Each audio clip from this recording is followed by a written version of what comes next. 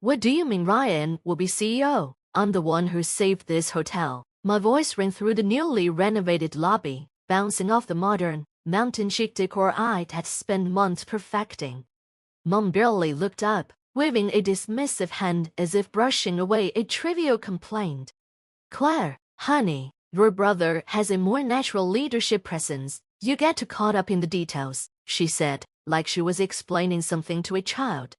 And right on cue, Ryan strode in, hands in his pockets, wearing that smug grin I had seen since we were kids. Hey, sis, don't take it personally. Someone has to handle the small stuff while I focus on the bigger picture. My name is Clare Anderson, and at 52, I never expected to be fighting for recognition in my own family's business. 20 years in Chicago's high-end hotel, seen working my way from front desk manager to regional director should have counted for something. But when my father called me in tears 8 months ago, begging for help to save our family's struggling hotel in Colorado, I didn't hesitate. I sold my condo, cashed in my savings, packed up my life and came home. The Mountain Pine Lodge was on life support, stuck in a time warp with outdated decor, a clunky reservation system, and online reviews that made me wince. Guests described it as stale, run down, and not worth the price. I rolled up my sleeves, worked around the clock, redesigned the entire guest experience, from the locally sourced artwork to the upgraded amenities, leveraged my industry contacts to get us featured in travel magazines. And it worked.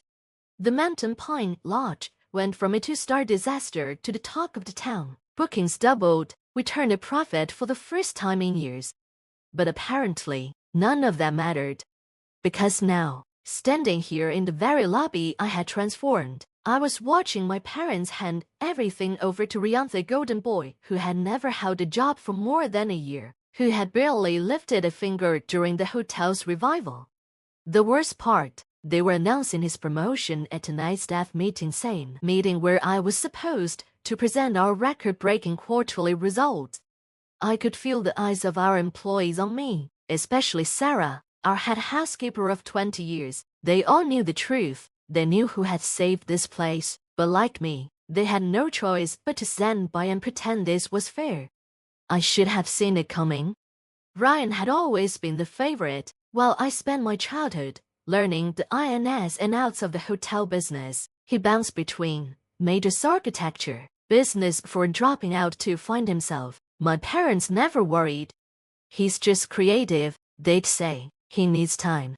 Meanwhile, I was building a career, but no matter how many promotions I earned, my family's reaction was always lukewarm. That's nice, dear, but when are you coming home? It was never enough. And now, I was watching history repeat itself. The past 3 weeks had been a nightmare. Ryan strutted around like he owned the place, making reckless changes. Yesterday, he decided to cut the continental breakfast, our biggest selling point, to save money. When I tried showing him the guest satisfaction data, he smirked. Numbers aren't everything, sis. But this morning was the final straw. I walked in to find Ryan firing Maureen, our head housekeeper of 15 years. His reason? She wasn't flexible enough about my new scheduling system, a system that would leave us short-staffed during peak checkout times. I managed to intervene and save her job, but the humiliation on her face still haunted me. I tried reasoning with Mom and Dad. I showed them the spreadsheets, the guest reviews, the financial projections. Dad just stared into his coffee. Mom patted my hand. Dear, give your brother time to find his footing. He has such wonderful ideas. That's when I saw it. The for sale sign on the old Riverside Lodge. Our longtime competitor had fallen into disrepair last season, but the location was perfect. Better views, closer to the ski slopes, a bigger spa space. It needed work, but I knew exactly what to do with it. I pulled into the empty parking lot, my heart pounding. Every overlooked achievement, every dismissed idea, every contribution they had minimized. Something inside me snapped, or maybe it finally clicked into place. I caught my realtor right there in the car. The owners were eager to sell. Thanks to my savings and credit rating, I could make it happen. By the time I drove home, I had already scheduled a viewing. For the first time in months, I felt something new. Excitement. I wouldn't have to watch Ryan destroy everything I had built. Because I was about to build something better, something entirely mine. Let them see what they lost when they chose him over me. The next few months would change everything. I poured everything into transforming the Riverside Lodge into something extraordinary. While Ryan was busy throwing parties at Mountain Pine Lodge, I was knee-deep in renovations, overseeing contractors, and assembling a team of top-tier hospitality professionals. I named it Summer maybe a bit on the nose, but I wanted everyone to know exactly what I was aiming for.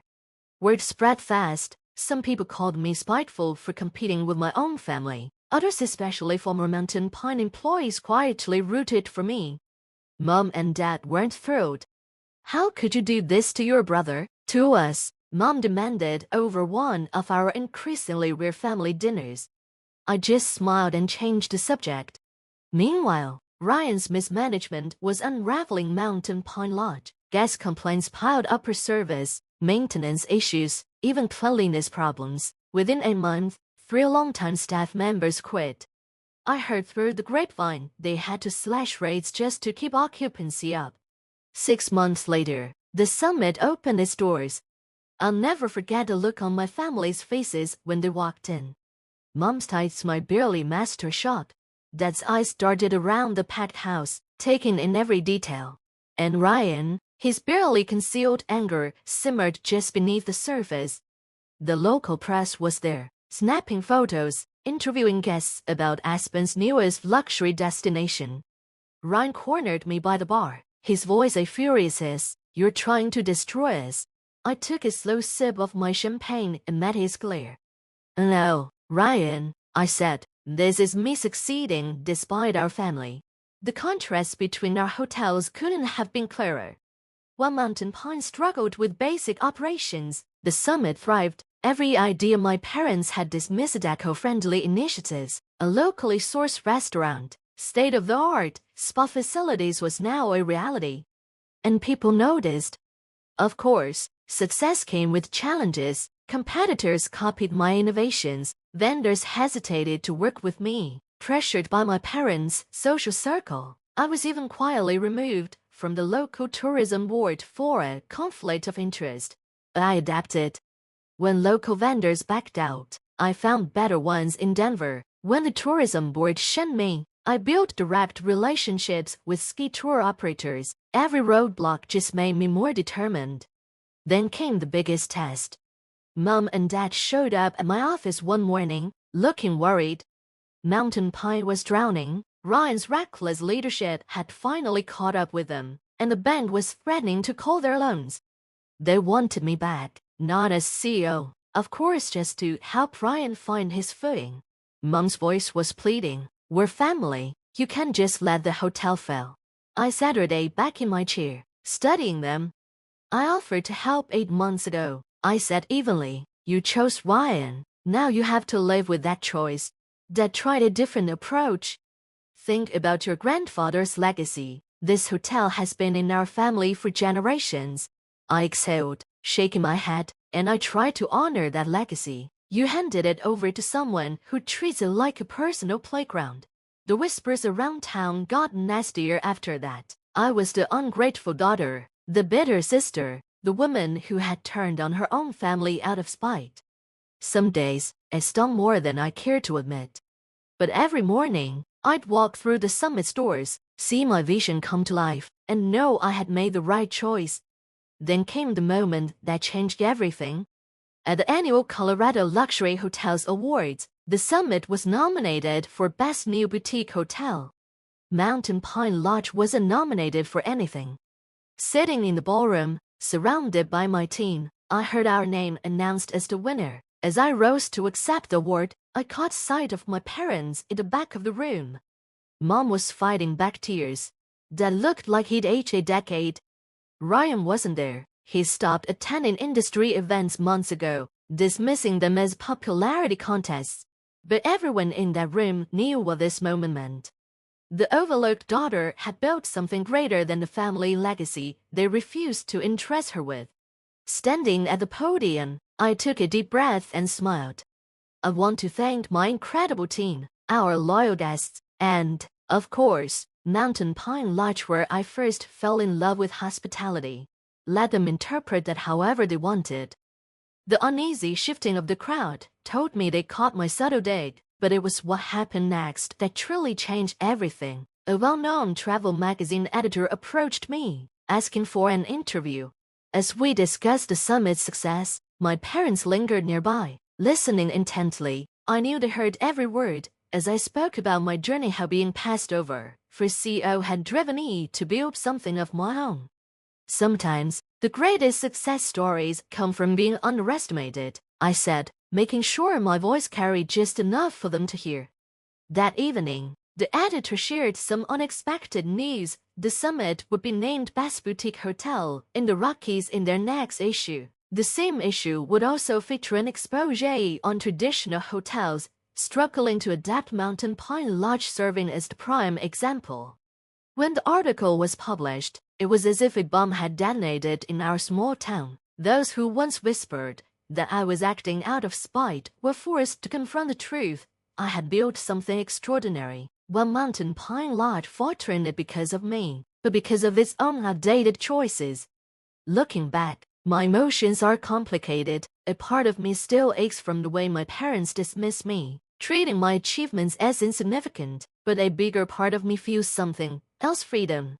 I no longer seek their approval. My success stands on its own. Each morning, as I walk through the summit doors, I'm reminded of what I built with my own two hands. The vibrant lobby hums with live guests eagerly mapping out their day's adventures, staff moving with purpose and warmth, the scent of freshly brewed coffee mingling with the crisp mountain air drifting in. This is everything I once wished Mountain Pine Lodge could be. Seeing it flourish fills me with an undeniable pride. My team at the summit has become a family in ways I never anticipated. Many, like Sarah and Maria, left my parents' hotel because they saw the same shortcomings I did. Their loyalty humbles me. Their dedication instrumental in our success. Sarah often jokes that, for the first time, her experience and ideas actually matter, and I know exactly what she means. Outside of work, I'm finally reconnecting with old friends. For years, I was so consumed with proving myself to my parents that I let important relationships slip away. Now, I make time coffee dates, long hikes, and conversations that don't revolve around work. Even some of the townspeople who once judged my decision have come around, admitting they respect what I've accomplished. Hosting community events at the summit has helped rebuild those bonds. Just last month, we held a fundraiser for the local animal shelter in our new event space. Watching people come together for a cause reminded me why I fell in love with hospitality in the first place. To create spaces that bring people comfort and joy. But it's not all perfect. There are quiet evenings when I think about my parents and Ryan. Despite everything, I wish things were different. I wonder if they've ever truly understood the sacrifices I made to protect our family's legacy. Still, I've realized something. I don't need their approval. My happiness, my successes belong to me, and no one can take them away. I spent years living in the shadow of their expectations. Now, I stand fully in my own light. Then, 3 weeks after the Colorado Luxury Hotels Awards, my parents reached out. They invited me to dinner, just the three of us. I hesitated but ultimately agreed. I wasn't expecting an apology, but I was curious to hear what they had to say. When I arrived, the atmosphere was different. My mom greeted me with a nervous smile. My dad avoided eye contact, fidgeting with his watch, a familiar habit when he was uncomfortable. Dinner started with small talk, the unseasonably warm weather, the summit's latest 5-star review. I could tell they were working up to something. Then my dad cleared his throat. "Claire, we just wanted to say we're proud of what you've accomplished." My mom quickly added, "We know we haven't always shown it, but we do see how much work you've put in. The summit is remarkable." I wanted to feel something at their words: relief, gratitude, even joy, but instead, they landed flat. It was too little, too late, and the wounds ran deeper than a few overdue words could heal. After years of being dismissed, their words didn't surprise me. I didn't react with shock or even anger. I simply nodded and waited for what I knew was coming next. Sure enough, my mom launched into it. "Ryan's struggling. The hotel isn't doing well, and he's in over his head. We're wondering if you can maybe guide him, help us get things back on track." I didn't respond right away. Instead, I let a silence stretch between us, watching them both, really watching them. My mom's perfectly manicured nails gripped her wine glass a little too tightly. My dad stared at the tablecloth, avoiding my gaze as if it might somehow soften the weight of their request. "I offered to help a year ago," I finally said, my voice steady. "I gave up my life in Chicago to save Mountain Pine Lodge. And you chose Ryan? You put him in charge, knowing he wasn't ready, knowing I had the experience to make it succeed. You didn't want my leadership then, and now that things have fallen apart, you're asking me to fix it. I'm sorry, but I can't do that." My mom opened her mouth, ready to argue, but I raised a hand, stopping her. "I'll give you advice if you want it. I can't recommend strategies, suppliers, even training programs for the staff, but I'm not coming back to clean up Ryan's mess. That's not my responsibility anymore." For the first time, they had no response. My dad muttered something about understanding my position, but the disappointment on his face was clear. My mom looked like she wanted to push back, to insist, but for once didn't. Driving home that night, I felt lighter than I had in years. Setting those boundaries wasn't easy, but it was necessary. I wasn't bending over backward to make my parents happy. I wasn't sacrificing myself to fix what was never mine to fix. I was choosing myself, my happiness, my future. And in the weeks that followed, I felt that choice shift something inside me. Saying no to my parents gave me the confidence to stand firmer in other areas of my life. I stopped over-explaining my decisions. I let go of relationships that no longer served me, focusing on the ones that did.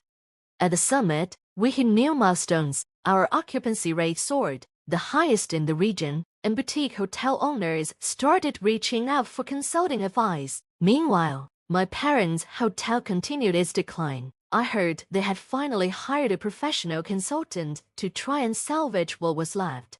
Ryan and I barely spoke, and I was okay with that. He never apologized, never acknowledged what had happened, but I no longer needed him to. His bitterness was his to carry, not mine. The summit had become a reflection of everything I had worked for, my vision, my resilience, my independence, and as it thrived, so did I.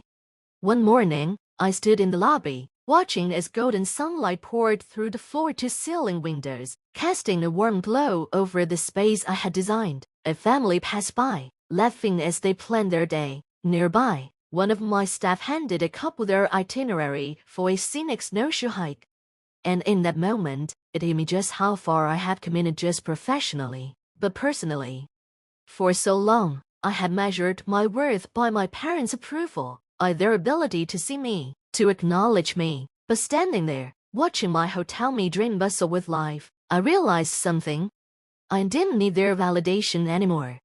What I had built wasn't just a hotel. It was proof of my strength, my creativity, my ability to thrive despite the obstacles thrown in my way. The journey had been hard. Letting go of the hope that my family would change had been painful, but it had also freed me. I was no longer tied to the weight of their expectations, no longer burdened by their dismissal. I was proud of what I had built, proud of the team I had cultivated, proud of the life I had chosen for myself. And then came the Regional Hospitality Awards. The kind of event I used to dream about attending. The room buzzed with excitement, filled with industry leaders, journalists, and hotel owners from across the state. As the nominees for Boutique Hotel of the Year were announced, I caught sight of my parents sitting toward the back of the room. Their expressions were unreadable, but I could feel the weight of this moment pressing down on all of us. Then the winner was announced. The summit. The room erupted into applause. My team cheered, their excitement buzzing around me as I walked onto the stage, my heart pounding.